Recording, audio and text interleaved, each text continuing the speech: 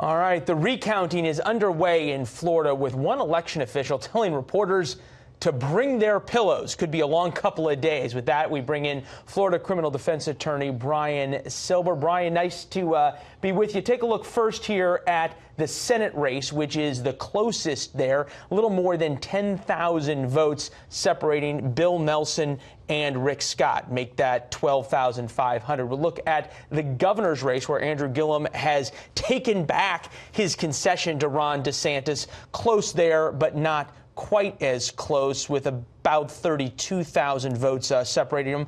We know that you're a registered Democrat and on that team, but yes. Realistically, does either Nelson or Gillum have a chance in this recount to become victorious? So that really has a two-part answer. The first stage is what we call an electronic recount, where the machines run all the ballots again.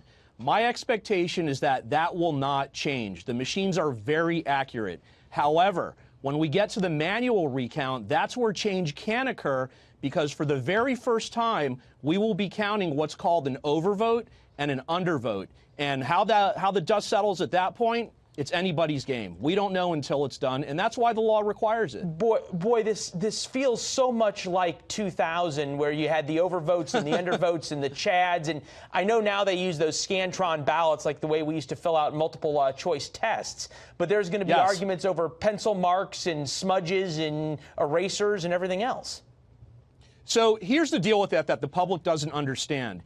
When you do a Scantron, if you've been to university or you've been to college, you know you got to bubble that bubble in completely.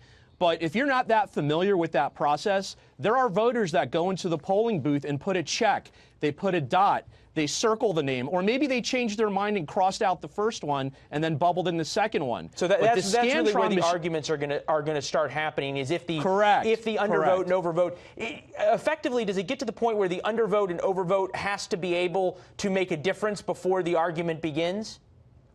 No, in a manual recount, they count through everything, and at the very end, they add up all the additional votes and make a new tabulation, if that's the case.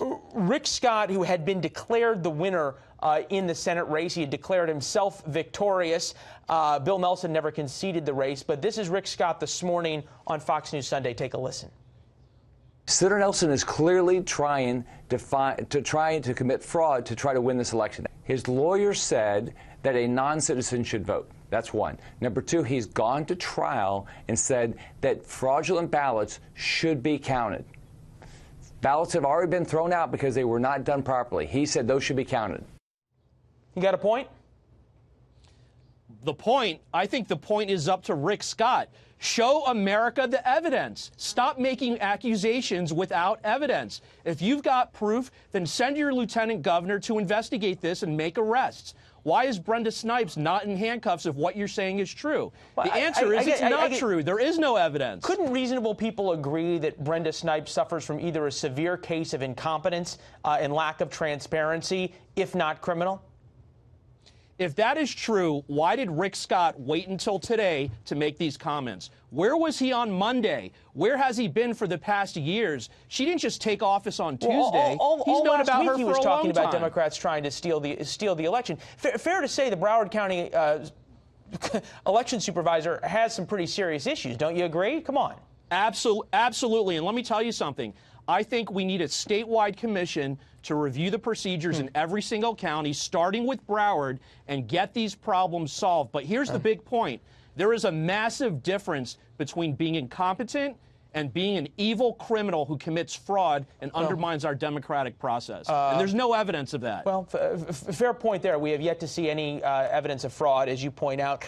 Good to see you, sir. Appreciate the insights. And I know Thank you. I think we're going to probably be having you back over the next couple of weeks on this one. We'll I'm talk here. to you soon. All right.